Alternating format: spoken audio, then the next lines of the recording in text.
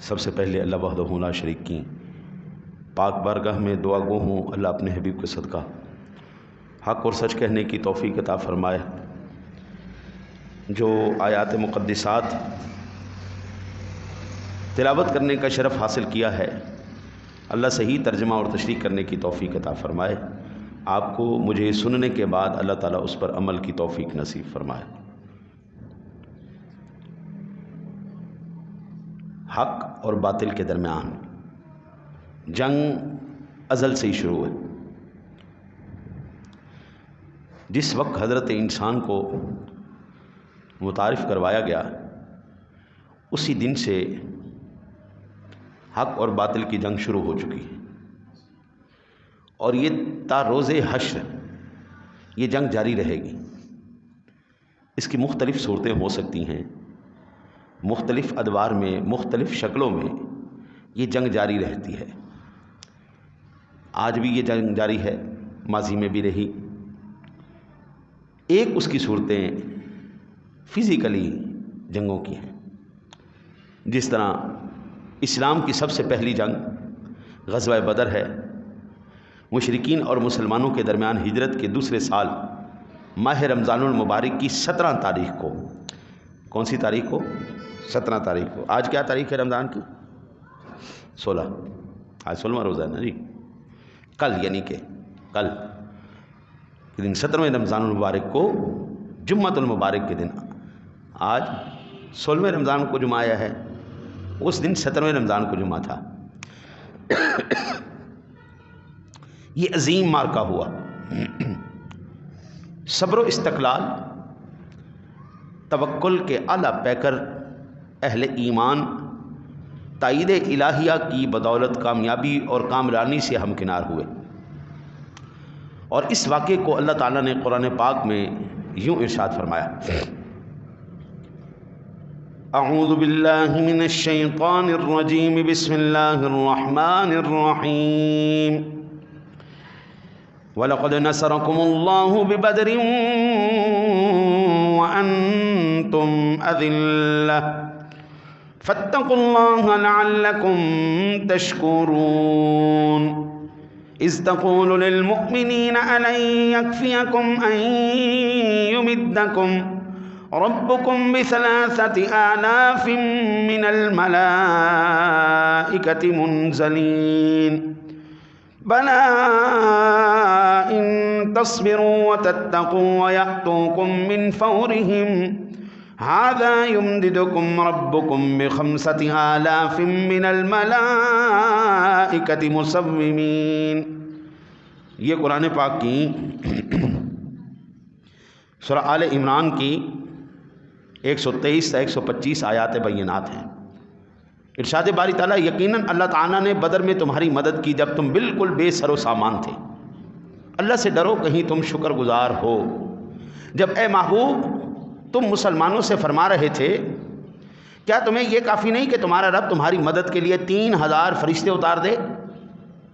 ہاں کیوں نہیں، اگر تم صبر کرو، تقوی اختیار کرو، اور کافر اسی دم تم پر آ پڑیں تو تمہارا رب تمہاری مدد کو 5000 فرشتے نشان والے بھیجے گا۔ چنانچہ مومنین نے روز بدر صبر تقوی سے کام لیا، اللہ تعالیٰ نے حسب وعدہ 5000 فرشتوں کی مدد بھیجی، اور مسلمانوں کی فتح اور کافروں کی شکست ہوئی۔ آپ اندازہ کریں، میدان بدر والے دن یہ پہلا اسلام کا اور کفر کا باقاعدہ پہلا معرکہ ہے۔ کافروں کی تعداد کتنی ہے؟ 1000۔ مسلمانوں کی تعداد کتنی ہے؟ ایک روایت میں 319، ایک روایت میں 313، ایک روایت میں 307، البتہ 300 یا اس سے کچھ اوپر نیچے، کیونکہ بعض صحابہ کی ڈیوٹی حضور نے مدینے میں لگا دی تھی کہ آپ لوگوں نے یہیں پر رہنا ہے۔ سیدنا عثمان غنی رضی اللہ تعالی عنہ، حضور کی صاحبزادی آپ کے گھر تھیں، وہ بیمار تھیں، شدید ترین علیل تھی، حضور نے ان کو ان کی تیمارداری کے لیے پیچھے چھوڑ دیا۔ آپ نے فرمایا تیری حاضری روز بدر میں لگے گی۔ وہ رہے تیمارداری پر. حضرت جی جہاد وہی ہے جو اللہ اور اس کے رسول کہے, عبادت وہی جو اللہ اور اس کے رسول کہے, وہ عبادت نہیں ہے جو ان کی مخالفت ہو. اللہ کے حبیب نے کہا تمہارے لیے یہاں پر بیٹھنا زیادہ ثواب ہے, تو وہاں پر بیٹھنا ان کے لیے زیادہ ثواب تھا. جن کے لیے حکم ہے تم نے میدان میں جانا ہے, ان کے لیے میدان میں جانا زیادہ ثواب تھا. اللہ کے ابھی دیکھو نا جی, میں یہاں سے پتھر اٹھا کے اس دیوار کو مارنا شروع کر دوں, ہاں جی, میں پتھر اٹھا کے اس دیوار کو مارنا شروع کر دوں, سارے کہنے گئے پتہ نہیں مولوی صاحب نکی ہو گیا, دماغ تو نہیں خراب ہو گیا, دیوار میں شروع ہو گئے. حضرت جی میں اگر مجھ سے کوئی پوچھے, میں کہوں جی یہ تو دیوار کو مارنا عبادت ہے, ثواب ہے, تو آپ کہیں گے حضرت صاحب ٹھیک ہے ہم آپ کی عزت کرتے ہیں, لیکن یہ جو آپ بات کر رہے ہیں یہ کہیں پر آپ جسٹیفائی نہیں کر سکتے, اس کا ثبوت نہیں پیش کر سکتے کہ دیوار کو اٹھ کے پتھر مارنا شروع کر دو تو یہ ثواب کا کام بن جائے گا. ہاں جی, ہم نے آج تک نہیں سنا ایسی بات. اس کا کوئی حوالہ ہے تو آپ پیش کریں. میں کہوں جناب حج پہ جب حاجی جاتے ہیں شیطان کو کنکر مارتے ہیں تو کیا وہ نہیں دیوار کو پتھر مار رہے ہوتے, وہاں پہ ثواب نہیں ہے؟ تو آپ کہیں گے حضرت جی وہاں پر جا کر مارنا, پتھر مارنا یہ اللہ کے نبی کا حکم ہے, وہ اللہ رسول کا حکم ہے, اس لیے وہاں پر پتھر مارے گئے آپ کو ثواب دیں گے. یہاں پر پتھر مارنا ثواب نہیں ہے, وہاں پر چونکہ حکم ہے اس لیے یہاں پر میں جناب دوڑنا شروع کر دوں, کدی ادھر نہ سا کدی ادھر نہ سا کدی ادھر نہ سا. خیر ہے مولوی صاحب اندر ہی شروع ہوئے جی.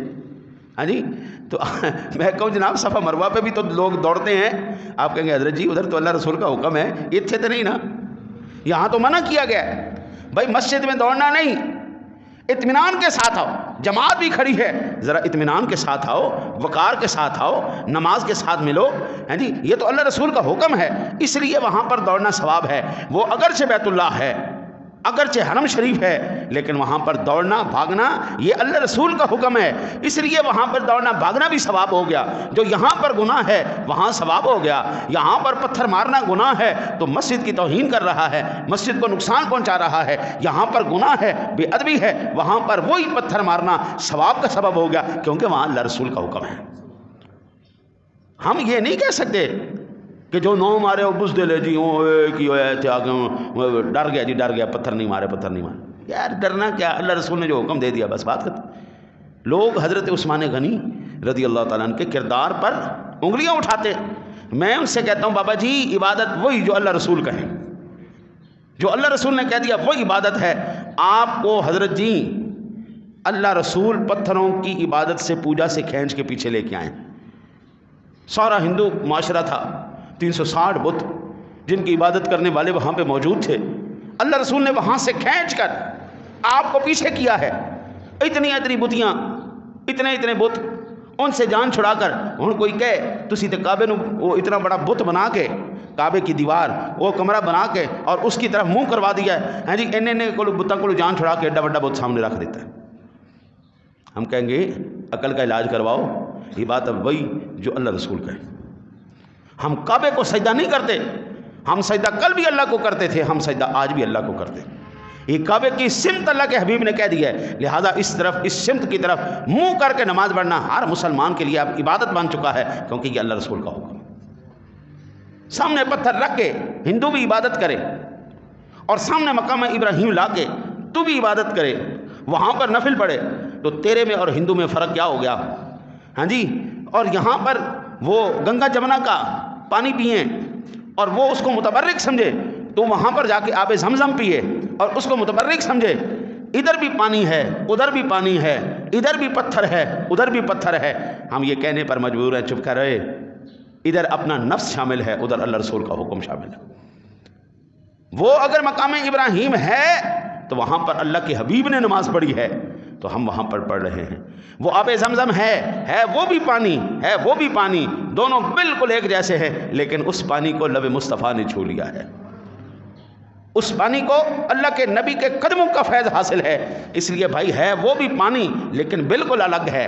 میں کہتا ہوں او اللہ کے نیک بندو، یاد رکھنا جن لوگوں نے تمہیں دھوکہ دینے کی کوشش کی ہے نا کہ جناب وہ اپنے بتوں کے سامنے پھل رکھ کے وہ عبادت کرتے ہیں، تم ختموں کے اندر سامنے پھل رکھ کے عبادت کرتے ہو، ہم کہتے ہیں وہ اور چیز ہے، یہ اور چیز ہے۔ اگر پانی ایک نہیں ہو سکتا، وہ بھی تبرک سمجھ کے پئیں، تم بھی تبرک سمجھ کے پیو، وہ بھی تبرک سمجھ کے ہاں جی کھائیں، تم بھی تبرک سمجھ کے کھاؤ، بھائی اس کے کھانے میں اور تیرے کھانے میں زمین آسمان کا فرق ہے۔ ادھر اللہ رسول کا حکم موجود ہے، ادھر اپنا نفس شامل ہے، ادھر شیطان کی پیروی موجود ہے، لہٰذا عبادت وہی جو اللہ رسول کا ہے، عبادت وہی جو اللہ رسول کا ہے۔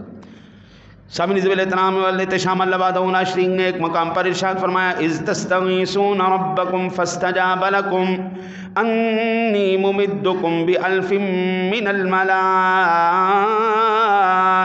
مردفین۔ تم اپنے رب سے فریاد کرتے رہو تو اس نے تمہاری سن لی کہ میں تمہیں ہزاروں فرشتوں کی قطاروں سے مدد دینے والا ہوں۔ ادھر کتنے بندے؟ 313 تقریباً، ادھر کتنے بندے؟ 1000۔ میرے آقا نبی اکرم صلی اللہ علیہ وسلم کی ذات گرامی کہ ان مجاہدین کی قبلہ شان ہی بکھرے ہے، ان لوگوں کی یہ کیا کرنے کے لیے آ رہے ہیں؟ جنگ کرنے کے لیے۔ میدان بدر لگا اس لیے لگا نا کہ وہاں پر جنگ کرنی ہے۔ اب جنگ کرنے کے لیے کیا کرنا چاہیے؟ کیسا لباس پہننا چاہیے؟ ایسا لباس پہننا چاہیے جس کے اوپر خود دو ہاں جی وہ تلواریں روکنے والی ہاں جی ایسا ہونا چاہیے نا، سر کے اوپر وہ ٹوپی ہونی چاہیے، لوہے کی ٹوپی ہاں جی، اور جسم کے اوپر ایسا جو اس زمانے میں معروف تھا، لوہے کا لباس پہن کے میدان جنگ میں جانا تاکہ بندہ نقصان نہ اٹھائے، یہی تھا۔ لیکن حضرت جی میں قربان جاؤں، حضور کے مجاہدوں کا مقام ہی کچھ اور تھا۔ وہ مجاہدین بجائے اس کے کہ وہ خود پہنتے، وہ ٹوپیاں پہنتے، کوئی حفاظتی تدابیر کرتے، سادہ سے سلوار قمیض کے اندر وہ جہاد لڑنے کے لیے چل پڑے۔ اور بعض تو ایسے مجاہد تھے جن کے پاس پہننے کو قمیض بھی نہیں تھی، صرف دھوتی پہن کے جنگ لڑنے کے لیے چل پڑے۔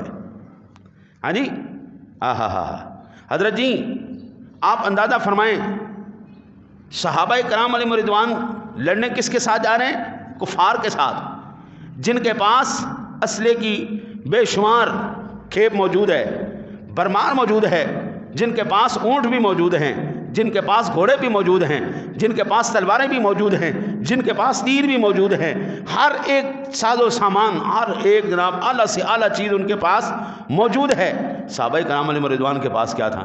ٹوٹل 8 تلواریں، ٹوٹل 8 تلواریں، اور ان تلواروں کا بھی حال یہ تھا دستی جو پیچھے سے پکڑنے والی ہوتی ہے وہ بھی مضبوط کوئی نہیں، اس کے اوپر بھی ٹاکیاں باندھ کے اس کو پکڑنے کے قابل کیا ہوا ہے۔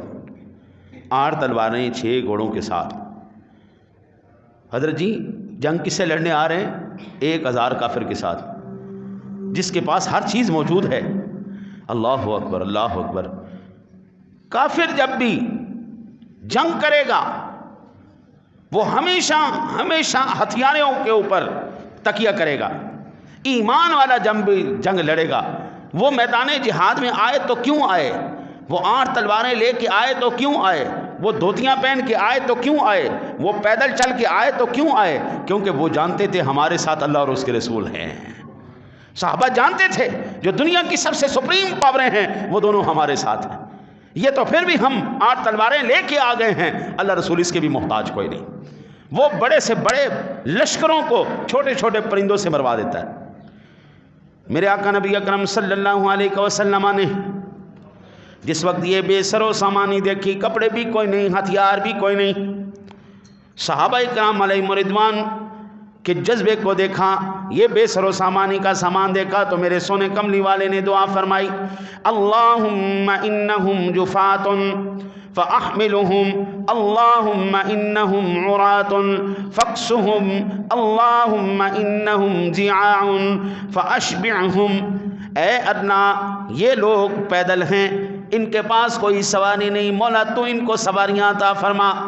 اے اللہ یہ لوگ بوسیدہ لباس ہیں، کوئی کپڑا نہیں ان کے پاس، پھٹے پرانے کپڑے پہنے ہوئے ہیں، اے اللہ تو انہیں لباس عطا فرما، اے اللہ یہ لوگ بھوکے ہیں، وہ لوگ سیر ہو کے کھا رہے ہیں، یا اللہ تو انہیں بھی سیر فرما۔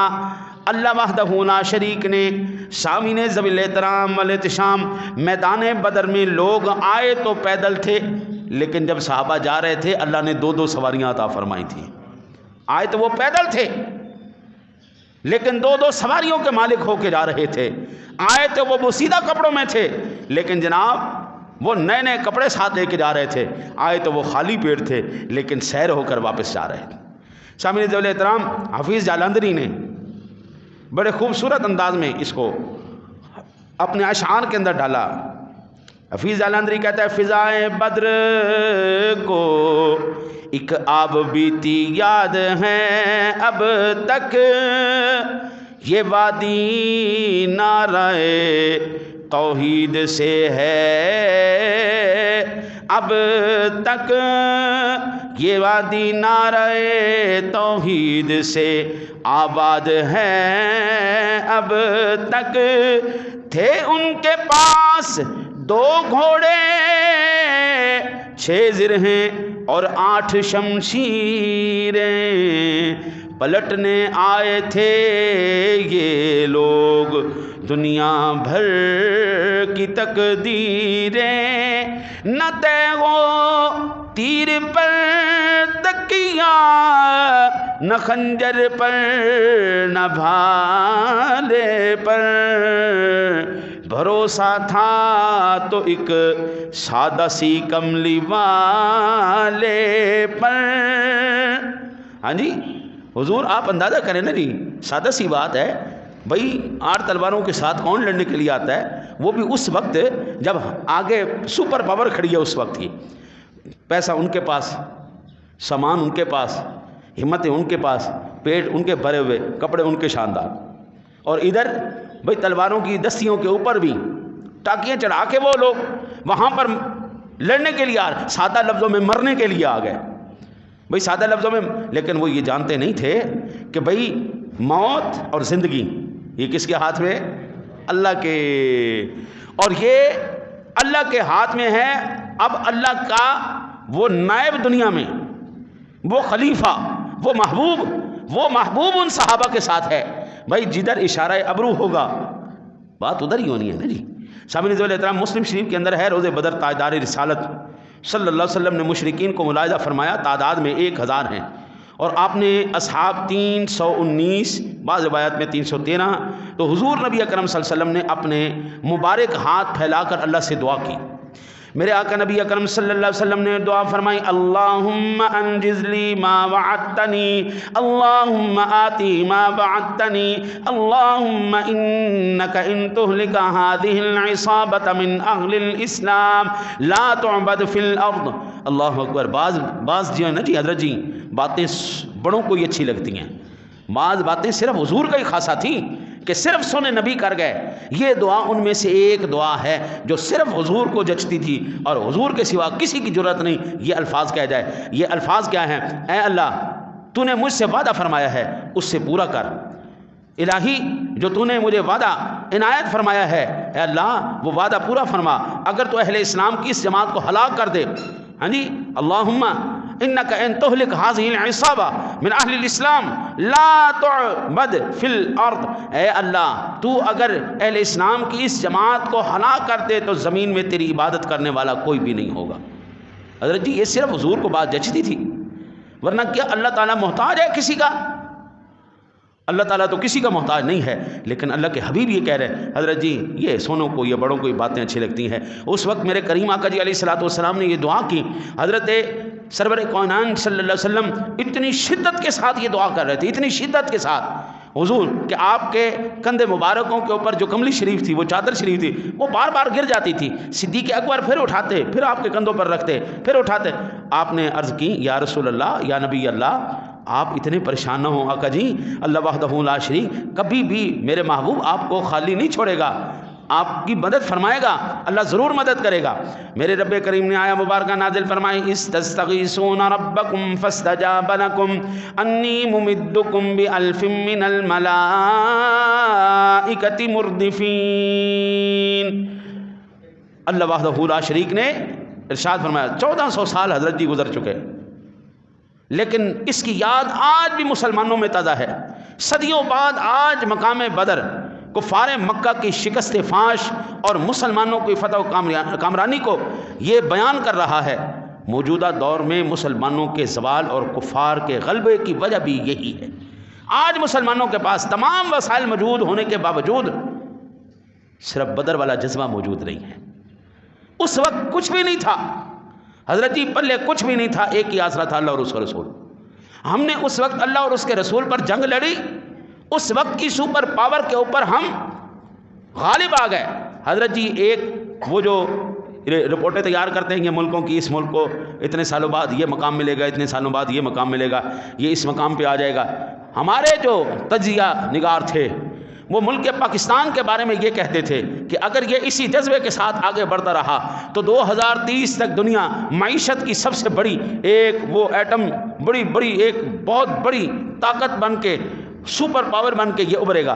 لیکن اب جو وہ لوگ کہتے ہیں جی ہوں شاید 2030 تک پاکستان کا وجود بھی پتہ نہیں باقی رہے گا یا نہیں رہے گا۔ 65 کا جذبہ دیکھیں، 71 کا جذبہ دیکھیں، 47 کا جذبہ دیکھیں اور آج کا جذبہ دیکھیں۔ ہمارے پاس 47 میں کیا تھا؟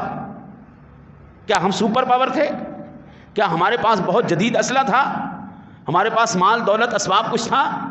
65 کے اندر میں نے خود یہ پڑھا ہے، میں نے خود سنا ہے کہ ہمارے یہ فوجی کہتے ہیں کہ لوگ اپنے سینوں کے اوپر بم باندھ کے دشمنوں کے ٹینکوں کے نیچے لیٹ گئے، انہوں نے اپنی جانوں کے نذرانے اڑا دیے۔ وہ جذبہ جو 65 والا تھا، وہ جذبہ میدان بدر کا جذبہ ایک نظر آتا ہے ہمیں۔ اس وقت بھی ان کو ہتھیاروں کے اوپر کوئی جناب تکیہ نہیں تھا کہ ہمارے پاس ہتھیار ہیں اور ہم جیت جائیں گے، نہ۔ اس وقت بھی وہ کہتے تھے رب کریم اور اس کے حبیب کے صدقے، ان کی دعاؤں کے صدقے اللہ ہمیں کامیابیاں نصیب کرے گا۔ ہم زندہ رہے تو غازی بن کے رہیں گے، اگر ہماری جانوں کے نذرانے قبول کر لیے گئے تو ہم شہادت کے رتبے پر ہوں گے۔ تو صحابہ میدان بدر میں بھی اسی طرح اترے تھے، وہ جانتے تھے زندہ رہے تو غازی رہیں گے، اگر ہم مارے گئے تو اللہ تعالی ہمیں شہادت کا رتبہ عطا فرمائے گا۔ اوے بھائی کم از کم اللہ رسول کی رضا تو حاصل ہو جائے گی۔ ہاں جی، کیا خوب کسی نے کہا ہتھیار ہیں اوزار ہیں افواج ہیں، لیکن وہ 313 کا لشکر نہیں ملتا۔ آج ہم سپر پاور ضرور ہیں، آج ہمارے پاس ایٹمی پاور ضرور ہے، لیکن حضرت جی اس ایٹم کا کیا فائدہ؟ تیری مائیں بہنیں پھر بھی بلکتی نہیں۔ کشمیر میں دیکھ لیں آپ، وہ چائنا کے ساتھ ہم دوستی کا دم بھر کے نہیں جو ہے نا جی وہ رکتے جو ہو چائنا ساڈا بڑا یار ہے، ساڈا بڑا ہے۔ وہ کم از کم وہاں پر جا کے مسلمانوں کا حال تو دیکھو، وہ کتے کی زندگی پھر بھی وہاں پر عزت والی ہے۔ مسلمانوں کو، مردوں کو، عورتوں کو ننگا کر کے وہاں پر جس طرح بندہ جانوروں کو اکٹھا ایک پنجرے میں بند کر دیتا ہے، ان کو بند کر دیا جاتا ہے۔ وہاں پر کوئی اسلام کا نام نہیں لے سکتا۔ وہاں پر جو یہ کشمیر تو صرف چاول کے دیگ کے دانوں کی طرح ہیں جو یہاں پر ظلم و ستم ہو رہا ہے، اور ہم اس کو بھی کہتے ہیں کہ یہ دنیا کی سب سے بڑی بربریت انہوں نے ہمارے سامنے پیش کی ہوئی ہے۔ لیکن حضرت جی آپ جب اس کو دیکھیں گے، ان مظالم کو دیکھیں گے، ان کا سلوک مسلمانوں کے ساتھ دیکھیں گے، پھر آپ کی جناب روح تک کام اٹھے گی۔ حضرت جی اساں دا اچار بنے ایٹم بم دا، تیرے مسلمان بہن بھائی دے کام نہیں آ رہا۔ اسلامی ملک دی غیرت، وقار، عزت کوئی ہمارے برقرار نہیں۔ بھیک مانگ ہے جنیاں چک کے اللہ واسطے دیو جی، IMF دے دیو جی، فلانا ملک دے دیو جی، سعودیہ دے دیو جی، دبئی سانو دے، اللہ واسطے سانو بھیک دیو، اسی تے بھکاری ہیں جناب، اسی بھکے ننگے ہاں، سانو دیو جی، ساڈی جیباں بھریاں سی۔ حضرت ایٹم نو چک کے تسی جڑا نے چھان برے ویچ کے پھر منونڈا کھاؤ۔ حضرت جی اسلامی ملک ہے، اسلامی مملکت ہے، اسلامی حکمران ہیں، دنیا کی سب سے بہترین افواج ہے ہماری، دنیا کے پہلے نمبر پر آنے والی فوج۔ حضرت جی سانو اے دسو اسی پھر فوج دے کول کھوتی ریڑھی چلوائیے؟ کیا کریں ہم اس فوج کا؟ کیا کریں اس ایٹم بم کا؟ جس ایٹم بم کے ہوتے تیرے مسلمان بھائی پھر بھی رو رہے ہوں، پھر بھی ان کی عزتیں پامال ہو رہی ہوں، پھر بھی ان کے بچے ذبح ہو رہے ہوں۔ حضرت جی پھر کی فائدہ کی ہے؟ یہی ملک انہی ممالک کو قرضہ دینے والا تھا، آج انہی کے سامنے بھکاری بن گیا، خیراتی بن گیا۔ میں کہتا ہوں حضرت جی اگر اب بھی یہ لوگ نہ سمجھے تو یہ تو ہے ہی کوئی نہیں، انہوں نے تو صرف، یہ تو ارباب اقتدار ابھی بھکاری بنے ہیں، انہوں نے عوام کے ایک ایک بندے کے ہاتھ میں کشکول پکڑا دینا ہے اور بھی پوری دنیا کو یہ بھکاری بنا کے رکھ دیں گے، پورے ملک کو یہ بھکاری بنائیں گے، بچہ بچہ بھکاری ہو جائے گا۔ اور اگر یہ پھر بھی باز نہ آئے، حضرت جی وہ جذبہ عیش و عشرت کی زندگی، آسانیوں کے سامان، یہ کن کی خاصیت تھی؟ بدر کا میدان بتا رہا ہے یہ کفار کی خاصیت تھی، یہ ان کے سرداروں کی خاصیت تھی۔ حضرت جی کیا 40 لاکھ 45 لاکھ والی گاڑی پہ نہیں سفر ہو سکتا؟ ضروری آپ نے 15 کروڑ کی گاڑی نیچے رکھنی ہے، 50 کروڑ کی گاڑی رکھیں گے تو آپ کا سفر ہوگا؟ نہیں ہو سکتا۔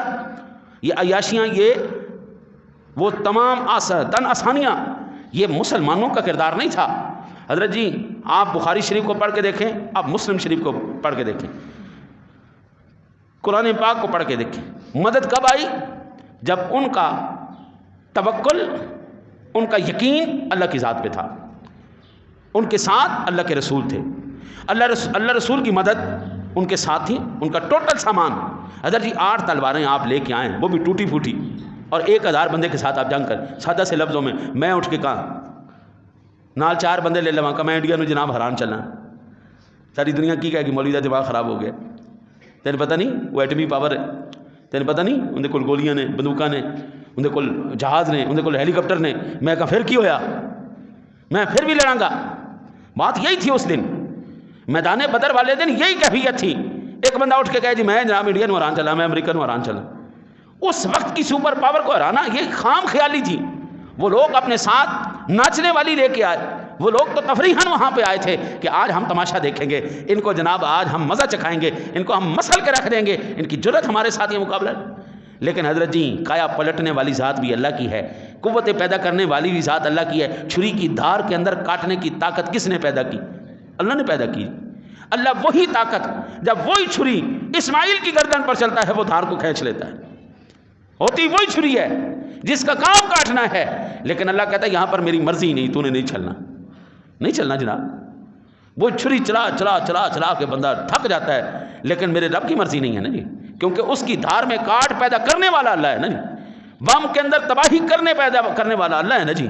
وہی وہاں پہ آ کے پڑے ہوتے ہیں، کوئی افغانستان کے اندر بچے بمبا نال کھیڑتے پھرتے سن، بھائی اس کے اندر پھٹنے کی طاقت پیدا کرنے والا کون ہے؟ اللہ پیدا کرنے والا ہے۔ جب ہم نے اللہ کو ہی چھوڑ دیا، حضرت جی وہ کایا پلٹنے والا جو تھا، جن کی دعاؤں کے صدقے اللہ نے نقشہ اس کائنات کا بدلا ہے، 14 صدیوں کے بعد آج بھی ہم اس جذبے کو سلام پیش کر رہے ہیں، ان لوگوں کی اس بہادری کو، اس جذبے کو، باوجود اس کے کہ وہ جانتے تھے کہ جناب آگے سارا کچھ موجود ہے، آگے سارے اسلحے موجود ہیں، جدید لڑنے والے موجود ہیں۔ ہم نے تو ساری زندگی اکھاڑے میں کبھی قدم نہیں رکھا، کچھ آ کے ہم میدان جنگ میں اتر جائیں۔ اب میں کہوں جناب میں جنگ لڑنے کے لیے جا رہا ہوں، حضرت جی مینوں کی پتہ جنگ کیویں لڑی جاندی؟ ہمارے تو ملک کے اندر باقاعدہ پورا نظام ہے، فوجیوں کو جناب بھرتی کیا جاتا ہے، پھر ان کو ٹرین کیا جاتا ہے، پھر ان کی تن سازی کی جاتی ہے، پھر ان کو جو ہے نا اسلحہ چلانا پورا ایک پروسیجر ہے، جس پروسیجر کے بعد ہم کہتے ہیں ہاں یہ فوجی اب تیار ہو گیا، اس کو آپ میدان جنگ میں بھیج سکتے ہیں، آپ اس کو بارڈر پہ بھیج سکتے ہیں۔ ایسے نہیں کہ ہمیں منہ چوک کے چل جا یار ذرا بارڈر پہ جا کے ذرا یار جا کے اتنے لڑنا یار تیری مہربانی جا، ایسے نہیں ہوتا۔ یہ نہیں کہ یاروں نے مینوں مارا چل میرے نال اٹھ کے آئیے، ایسا نہیں ہوتا۔ لیکن وہ جانتے تھے بدر والے کہ ہم جدھر جا رہے ہیں ہم واپس نہیں آئیں گے، ان کو یقین اس ذات پر تھا۔ میں نے ایک مقام پر یہ پڑھا کہ ہمیشہ میدان جنگ میں کافر کمزور کیوں ہوتا ہے؟ جب میدان لگتا ہے، جب آپنے سامنے کی ٹکر ہوتی ہے تو ہمیشہ کافر کمزور کیوں ہوتا ہے، ایمان والا طاقتور کیوں ہوتا ہے؟ تو وہاں پر ایک ہی بات لکھنے والے نے لکھا، مسلمان لڑتا ہے شہادت کے لیے، کافر لڑتا ہے جان بچانے کے لیے۔ فیصلہ یہیں پہ ہو جاتا ہے۔ ایک بندہ لڑ رہا ہے اس لیے میں نے بچنا ہے، وہ بچاؤ کے لیے لڑ رہا ہے، اس کا ہر موو، اس کا ہر آگے جو اٹیک ہوگا وہ اسی نظریے سے ہوگا کہ میں بچ جاؤں، اور جو دوسرا ہے وہ آیا ہی اس لیے میں نے مرنا ہے۔ بات یہیں پہ ہوگی، اس کا ہر بار جناب بے باک ہوگا، اس کا ہر حملہ زبردست ہوگا، کیونکہ وہ چاہتا ہے مجھے مار دیا جائے۔ جب میرے رب کی، حضرت خالد بن ولید رضی اللہ تعالیٰ عنہ آپ فرماتے ہیں میں نے کبھی سرا نہیں استعمال کی، کبھی خود نہیں استعمال، وہ لوہے کی ٹوپی نہیں پہنی، سادہ سی کپڑے کی ٹوپی ہوتی تھی، وہ سر پہ پہنی ہوتی تھی، عام قمیص سلوار ہوتی تھی، کوئی ڈھال نہیں، اس ہاتھ میں بھی تلوار، اس ہاتھ میں بھی تلوار۔ میدان جنگ میں ایسے اترتے تھے کہ جناب جو بھی آیا دونوں ہاتھوں سے گاجر مولی کی طرح کافر کو کاٹتے جا رہے ہیں۔ اور جس وقت ان کا وقت وصال آیا، کہنے لگے یہ خالد بڑے بڑے بڑے میدانوں میں اترا ہے اور بڑی بے باکی کے ساتھ لڑا ہے، زخم بڑے آئے لیکن کوئی ایسی تلوار نہیں تھی جو اس کو کاٹ سکے۔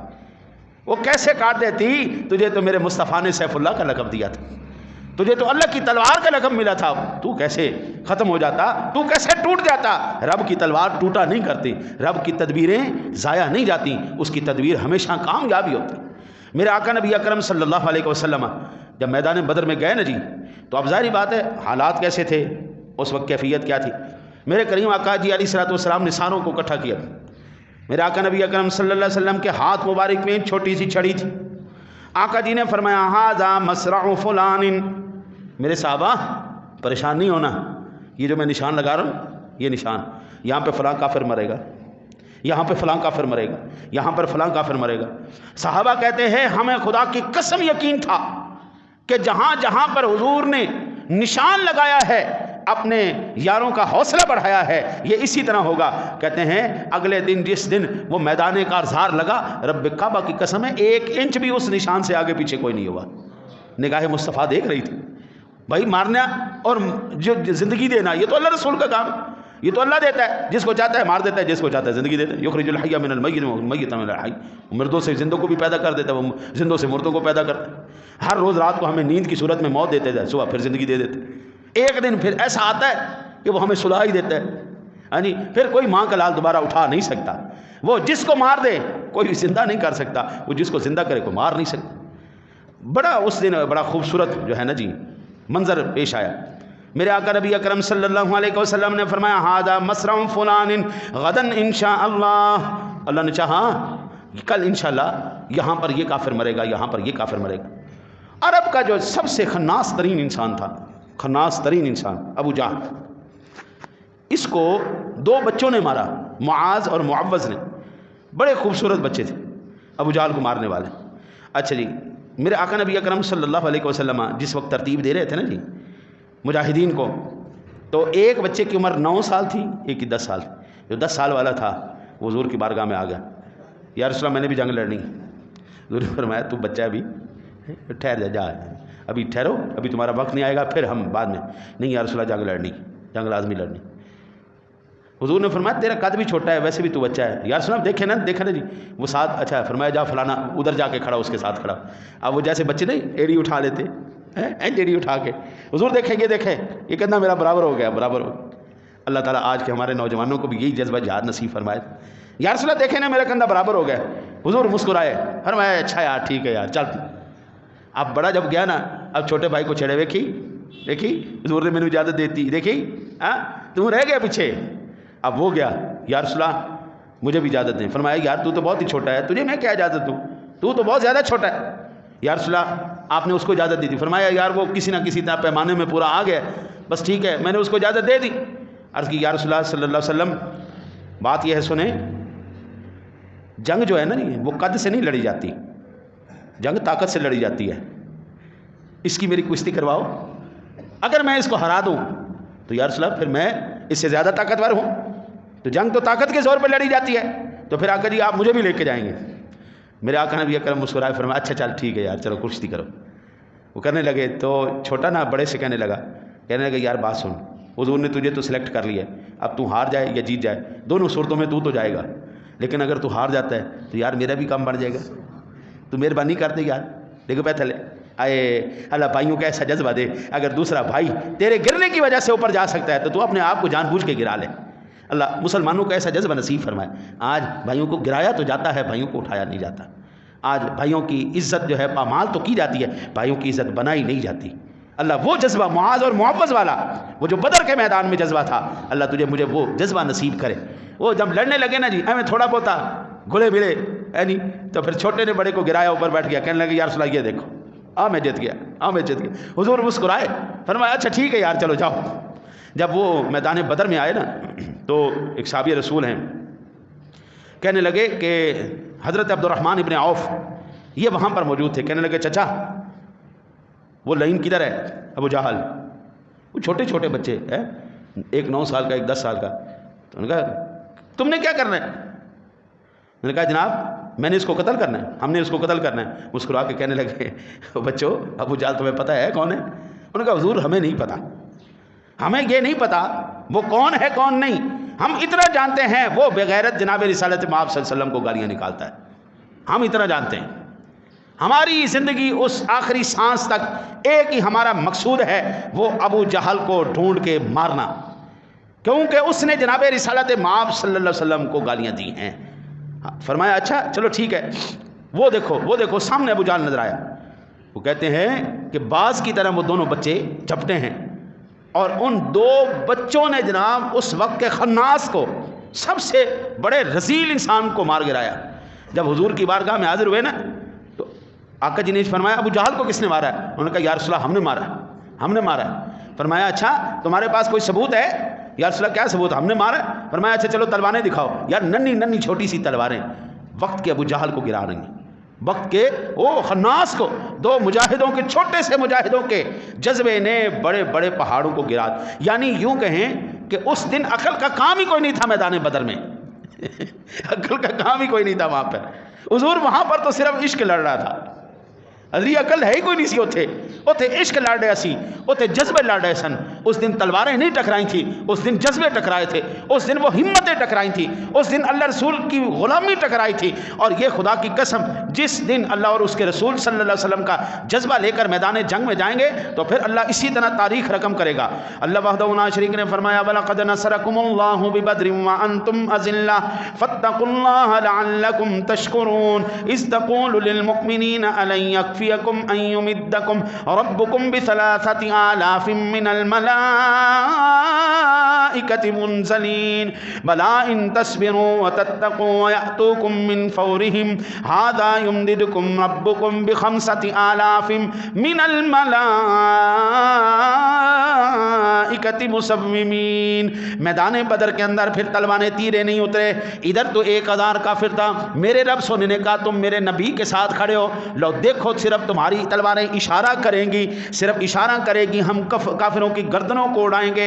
اس دن پھر رب کریم نے فرمایا محبوب اتنی گڑ گڑا کر التجا کرنے کا ہم صلہ یہ دیں گے کہ یہاں پر تو تیرے ایک جو ہے غلام کے مقابلے میں 3 کافر کھڑے ہیں، ہم سونیا ایک کافر کے مقابلے میں 3 فرشتے کھڑے کر دیں گے. ایک فرشتے ہی کافی ہے قبلہ. ایک وہ مخلوق جو آپ کو نظر ہی نہیں آتی، ایک وہ مخلوق جس کی قوتوں کا آپ کو ادراک ہی کوئی نہیں، ایک وہ مخلوق جس پر آپ حملہ ہی نہیں کر سکتے، کیسے مقابلہ کریں گے آپ؟ اللہ کہتا ہے محبوب آپ بے فکر رہیں، یمددکم ربکم بثلاثۃ آلاف من الملائکۃ منزلین، 3000 فرشتے ہم بھیج رہے ہیں، محبوب بھیج رہے ہیں. اور پھر فرمایا نہیں ہم ایسے کریں گے، فرمایا ھذا یمددکم ربکم بخمسۃ آلاف من الملائکۃ مسومین، محبوب ہم اب 3000 نہیں 5000 فرشتہ نازل کریں گے. یہ وہ میدان ہے جس میدان میں جبریل امین بھی اترے ہیں، وہ اپنا گھوڑا لے کے نیچے اترے اور کہتے صحابہ کہتے ہم آواز سنتے تھے اقدم حیزوم، اور بڑھ حیزوم آگے بڑھ شاباش. صحابہ کہتے ہم صرف اشارہ کرتے تھے، گردن پہلے گر جاتی، ہم اشارہ کرتے تھے. حضرت جی ورنہ سپر پاوریں کہاں قابو آتی. میں اس دور کی مثال آپ کو دوں تو یہ دیکھیں نظریات، سوچ، اختلاف علمی اپنی جگہ برقرار ہے. افغانستان کے اندر 48 ممالک کی فوجیں آئیں، ان کے پاس کیا تھا؟ کیا یہ ایٹمی پاور تھی؟ کیا ان کے پاس بڑا جدید اسلحہ تھا؟ حضرت جی ان کے کمانڈروں کے پاس نا فون بھی وہ والے فون تھے جو، اچھا جی وہ ملا عمر کا میں نے فون دیکھا نا جی تو میں حیران ہو گیا، وہ ٹاکی کے ساتھ باندھ کے استعمال کر رہے تھے، جس کے ساز و سامان اور اسلحے کا حال یہ ہو. صرف وہ لوگ جیت کیوں گئے؟ ان کے پاس جذبہ ایمانی موجود تھا، وہ ایمان کے رتی برابر وہ رمق ان کے اندر موجود تھی. اب جیسے جیسے تن آسانیاں آئیں گی، اب جیسے جیسے آسائشیں آئیں گی، اب جیسا جیسا پیسہ اور اقتدار آئے گا، ان کا بھی وہی حال ہوتا چلا جائے گا. جب تک جذبہ ایمانی سے لڑتے رہے دنیا کی کوئی فوج ان کو سرنگون نہیں کر سکی. اس وقت بھی میدان بدر میں یہی جذبہ کار فرما تھا۔ حضرت جی ہم پاکستانی کوئی چھڑکنا لے کے نہیں بیٹھے ہوئے، ہم کوئی مرونڈا بیچنے والے نہیں ہیں، ہمارے پاس ایٹمی پاور ہے، ہمارے پاس دنیا کی بہترین انٹیلیجنس ہے، ہمارے پاس دنیا کے سب سے بہترین افواج ہیں، ہمارے پاس سب سے ذہین دماغ ہیں، ہمارے پاس سب سے اعلیٰ چیزیں موجود ہیں، ہر ساز و سامان موجود ہے، بس وچو جذبہ ایمانی کسی نے کھینچ لے۔ اقبال نے کہا تھا یہ جو ڈرتا نہیں کسی سے روح محمدی اس کے سینے سے نکال دو، بس اتنا ہی فرق ہے، ورنہ دنیا کی کوئی ایسی چیز نہیں ہے جو ہمارے پاس نہیں ہے، دنیا کا کوئی اسلحہ ایسا نہیں ہے جو ہمارے پاس نہیں ہے، دنیا کی کوئی طاقت ایسی نہیں ہے جو ہمارے پاس نہیں ہے۔ ہم اس وقت جب سعودیہ کے اندر وہ باغیوں نے حملہ کیا تو کس نے جا کے بچایا تھا؟ پاکستانیوں نے۔ یہاں پر آج دنیا جو مرضی سمجھے، امریکہ نے کنے کمر توڑی؟ پاکستانیوں نے۔ دنیا کی سپر پاوروں کو کنہوں نے توڑا؟ روس کی کمر کس نے توڑی؟ پاکستانیوں نے۔ امریکہ کی کمر کس نے توڑی؟ پاکستانیوں نے۔ دنیا کی ہر چیز ہمارے پاس موجود ہے، صرف وہ روح محمدی، وہ جو ہمارے سینے میں ایمان کا جذبہ تھا، وہ کسی نے کھینچ لیا۔ آج کے یہ موضوع بیان کرنے کا مقصد ہے یا اللہ وہ جذبہ ہمیں دوبارہ عطا فرما دے، وہ ہمارے جوانوں کے اندر، وہ ہمارے بچوں کے اندر وہی جذبہ معاذ اور معوذ والا جو بڑے بڑے وقت کے ابو جہلوں کو بھی گرا کے رکھ دے، یا اللہ ہمیں دوبارہ وہ جذبہ عطا فرما دے۔ یار زندہ صحبت باقی مما علینا۔